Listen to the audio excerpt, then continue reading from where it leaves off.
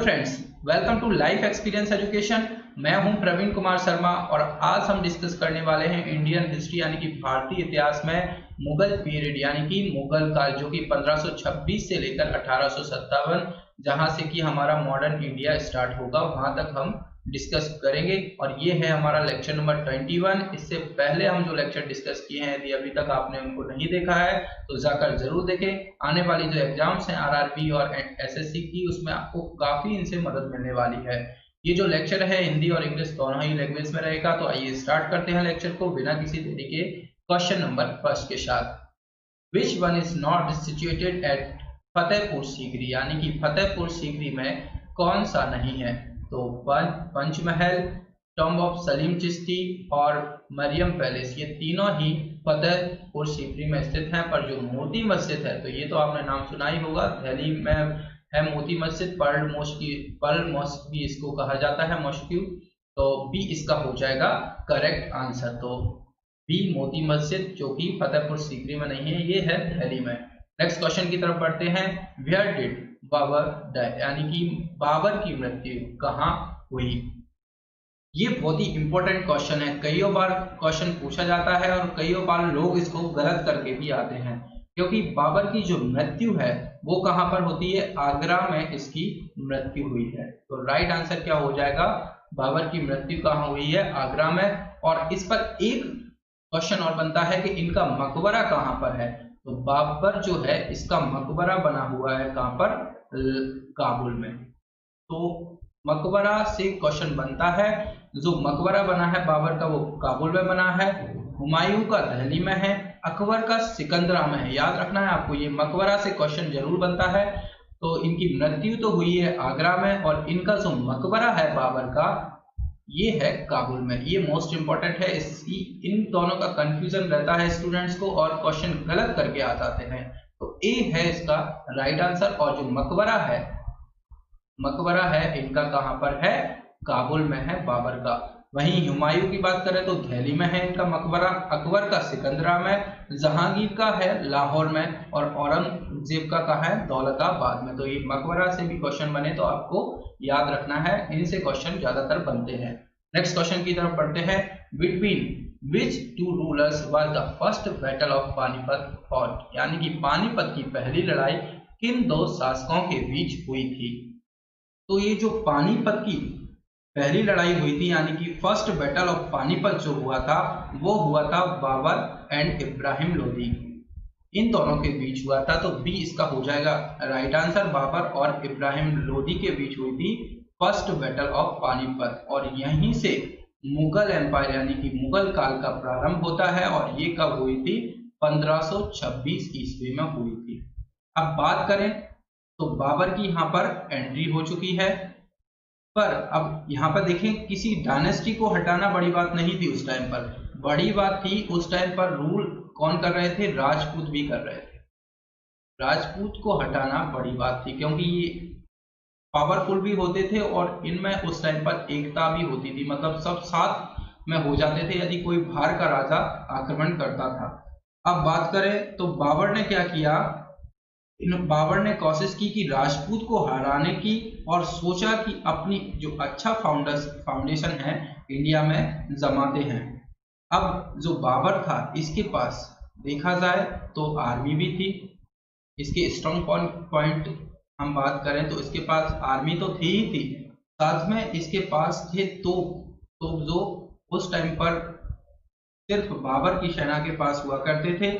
दिमाग बंदे के पास था ही और सेना भी थी। और जो उस टाइम पर राजपूत के जो हेड कर रहे थे, राणा सांगा उस टाइम पर राजपूत में हेड थे। मतलब इनके नाम से लोग कांपते थे, ऐसा इनका खौफ था। और बाबर ने क्या किया? जिहाद का नारा दिया। जिहाद का नारा दिया कि लोगों को उनसे कन्वर्ट करें, मतलब कन्वर्ट करते थे। और तो लोग तैयार हो गए, सेना ने हाँ भर दी राजपूत से लड़ने के लिए। और तोप इनकी क्या हो गई?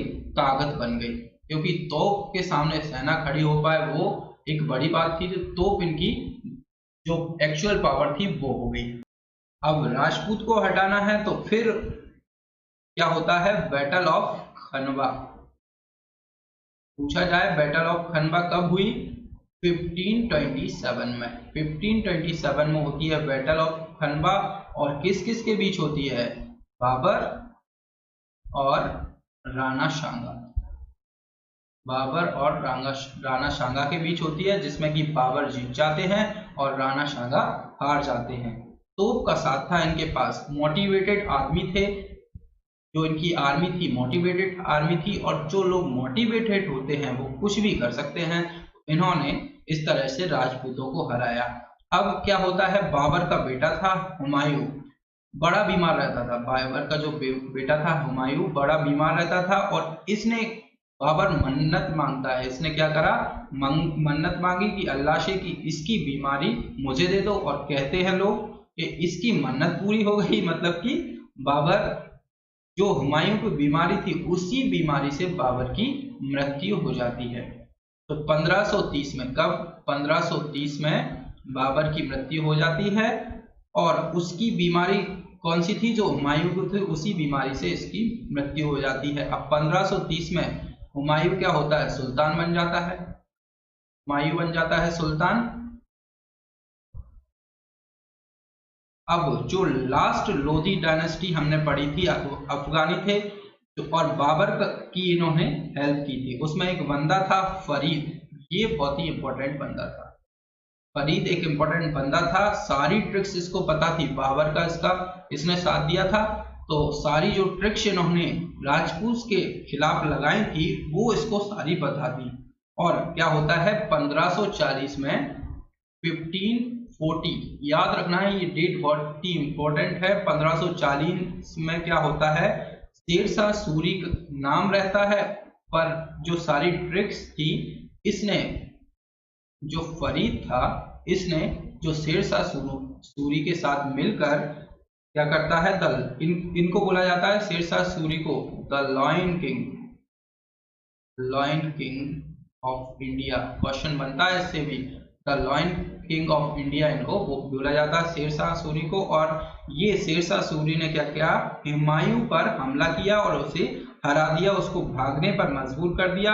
और शेरशाह सूरी इनके नाम से ही इन्होंने ही जीटी, जो ग्रैंड ट्रंक रोड अभी बनी हुई है, वो रोड बनवाई थी, और पट्टेदारी सिस्टम भी इन्होंने करवाया था। तोप भी थी, फिर भी हरा दिया, क्योंकि ट्रिक पता थी। जो फरीद था इन्होंने साथ दिया, ट्रिक इनको पता थी।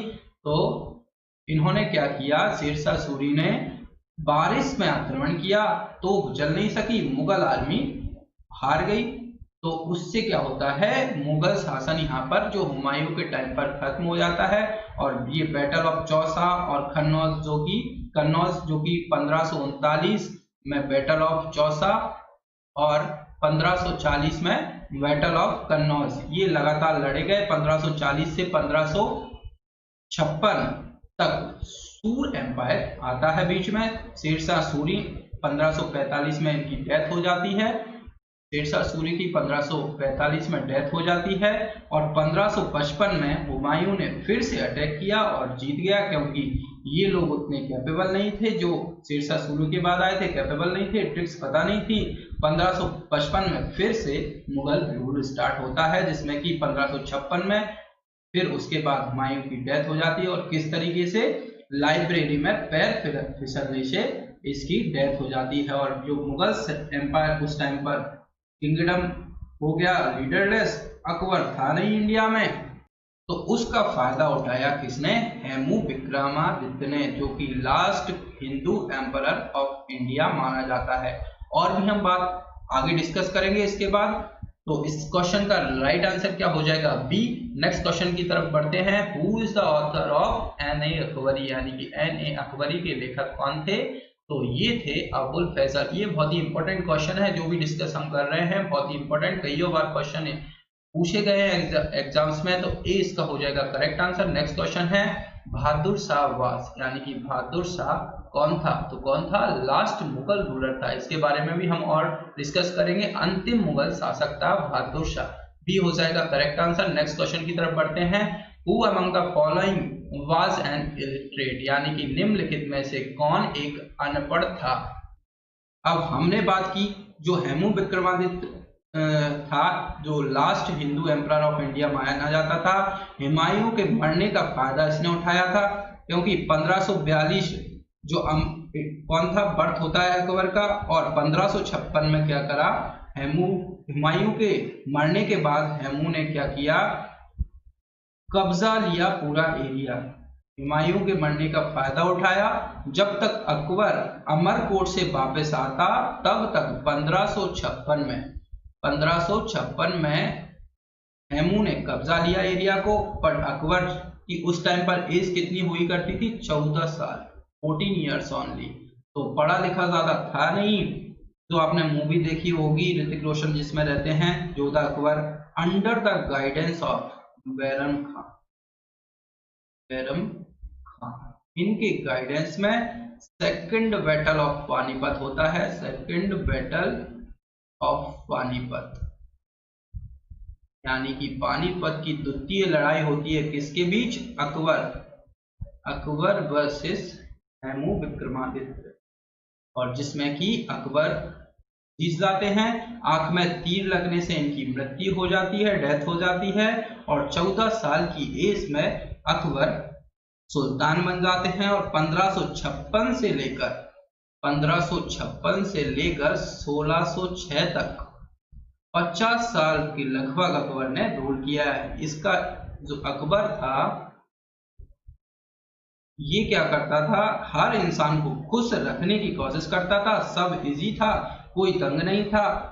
और जो आपने मूवी देखी होगी योद्धा अकबर, जो मूवी, बैरम खान को उन्होंने दूर भेजा और महामंगा के बहकावे में आके इनको दूर भेज देते हैं। और 1556 से 60 बैरम खान के अंडर में अकबर ने राज्य किया, और उसके बाद उन्हें हज वगैरह भेज दिया। और कहा जाता है कि रास्ते में कुछ अफगानियों ने उन्हें मार दिया। और 1560 से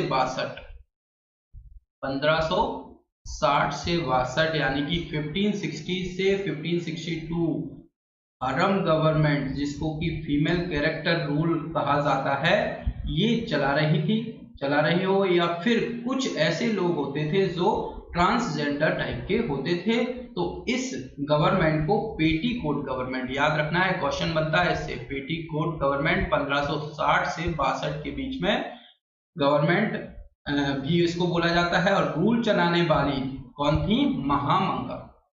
आपने योद्धा अकबर मूवी में देखा होगा महामंगा, ये पेटीकोट गवर्नमेंट इन्होंने चलाई थी। मतलब एक्चुअल जो सुल्तान थे अकबरी थे, पर ऑर्डर ये दिया करती थी।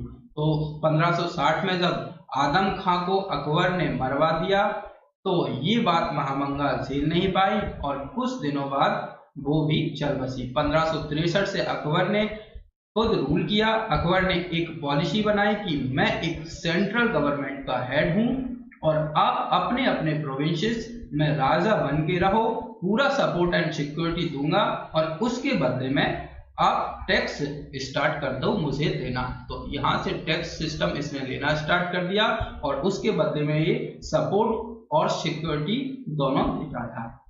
तो अब बात की जाए निम्नलिखित में से कौन सा एक अनपढ़ था। अकबर अनपढ़ शासक था, पर इसका एक काम था अच्छा, हर इंसान को ये खुश रखने की कोशिश करता था, और उसकी वजह से ये लगभग 50 ईयर्स तक अपना शासन चलाता है। तो सी इसका हो जाएगा करेक्ट आंसर। नेक्स्ट क्वेश्चन है, the first Indian Hindi scholar of Mughal period was, यानी कि मुगल काल के पहले भारतीय हिंदी विद्वान थे। तो कौन थे, अब्दुल रहीम, ये पहले भारतीय विद्वान थे, हिंदी स्कॉलर थे। तो पी इसका हो जाएगा करेक्ट आंसर। नेक्स्ट क्वेश्चन है, Mughal painting flourished during the reign of, यानी कि किसके शासनकाल के दौरान मुगल चित्रकला का विकास हुआ। तो ये हुआ जहांगीर के टाइम पर। तो इसके बारे में अभी हम डिटेल में डिस्कस करेंगे। अभी हाल फिलहाल आप इसको याद रखें कि चित्रकला जो थी जहांगीर के टाइम पर फेमस हुई थी। तो बी हो जाएगा करेक्ट आंसर। इनको भी पसंद था चित्रकला करना। नेक्स्ट क्वेश्चन है, revenue system during Akbar's reign was in the hand of, यानी कि अकबर के शासनकाल के दौरान राजस्व प्रणाली किसके हाथों में थी। अब इनसे भी क्वेश्चन बनते हैं। अब अकबर के दरबार में बोला जाता है नवरत्न कोई हीरा मनी जो हीरा मोती वगैरह इनसे रिलेटेड नहीं है। 9 रत्न यानी कि 9 लोग इनके शासन के टाइम पर ये इंपॉर्टेंट हेड हुआ करते थे अलग अलग चीजों के। उसमें बीरबल एक एडवाइजर थे, तानसेन जो कि म्यूजिशियन थे, अब्दुल फैजल जिन्होंने एन अकबरी हमने बात की बायोग्राफी लिखी थी, भाई थे, पोएट थे इनके, फैजी ये भी साथ में थे, फैजी एक पोएट कवि थे, राजा टोडरमल ये फाइनेंस मिनिस्ट्री को देखते थे, राजा मानसिंह कमांडर थे, भगवान दास भी कमांडर थे, अब्दुल रहीम खान ये खाने खान नाम दिया था, बैरम खां का ही ये बेटा था, बाबर नामा बाबर की बायोग्राफी को ट्रांसलेट किया था टर्किश लैंग्वेज में, पर्शियन लैंग्वेज में भी, और आपने ये भी नाम सुना होगा मुल्ला दो प्याजा वगैरह, ये सब इनके 9 रत्न थे। तो अकबर के शासनकाल के दौरान राजस्व प्रणाली यानी कि फाइनेंस जो रेवेन्यू सिस्टम या फाइनेंस सिस्टम के बारे में बात करें तो कौन संभालता था? टोडरमल, राजा टोडरमल संभालते थे ये फाइनेंस सिस्टम। तो डी इसका हो जाएगा करेक्ट आंसर। नेक्स्ट क्वेश्चन है, Dara Shikoh finally lost the war of succession to Aurangzeb in the battle of, यानी कि दारा शिकोह आखिरकार औरंगजेब के उत्तराधिकारी का युद्ध हार गया। किस बैटल में हार गए? तो ये युद्ध होता है सामूगढ़ का युद्ध, जो कि होता है कब? 29 मई 1658 में 1658 में होता है, और दारा एवं औरंगजेब के बीच ये युद्ध हुआ था, और इस युद्ध में भी दारा की हार हुई। उसके पहले धर्मट का युद्ध हुआ था, धर्मट का, और जिसमें भी दारा जो शिकोह थे इनकी पराजय हो जाती है औरंगजेब से, और उत्तराधिकार का ये अंतिम युद्ध था देवराय की घाटी में मार्च 1659 ईस्वी को हुआ, और इस युद्ध में दारा के पराजित होने पर उसे इस्लाम धर्म की अवहेलना करने के अपराध में 30 अगस्त 1659 ईस्वी को हत्या कर दी गई। दारा शिकोह ने अपना निर्वासित जीवन अलवर राजस्थान के ककवाड़ी किला में बिताया, और इस किला का निर्माण जय सिंह द्वितीय ने किया था, और यहाँ से औरंगजेब अपना शासन चलाता है। और औरंगजेब का जन्म हुआ था 24 अक्टूबर 1618 में इसका जन्म होता है। तो पूछा जाए दारा शिकोह आखिरकार औरंगजेब के उत्तराधिकारी का युद्ध हार गया, तो ये कौन सा युद्ध कहलाता है? सामूगढ़ का युद्ध। तो बी इसका हो जाएगा करेक्ट आंसर। ये आज के सेशन का था लास्ट क्वेश्चन। लेक्चर आपको पसंद आए तो लेक्चर को लाइक और शेयर जरूर कीजिए अपने फ्रेंड्स के साथ, और लाइफ एक्सपीरियंस एजुकेशन के साथ जुड़ने के लिए चैनल को सब्सक्राइब भी कीजिए। Thank you.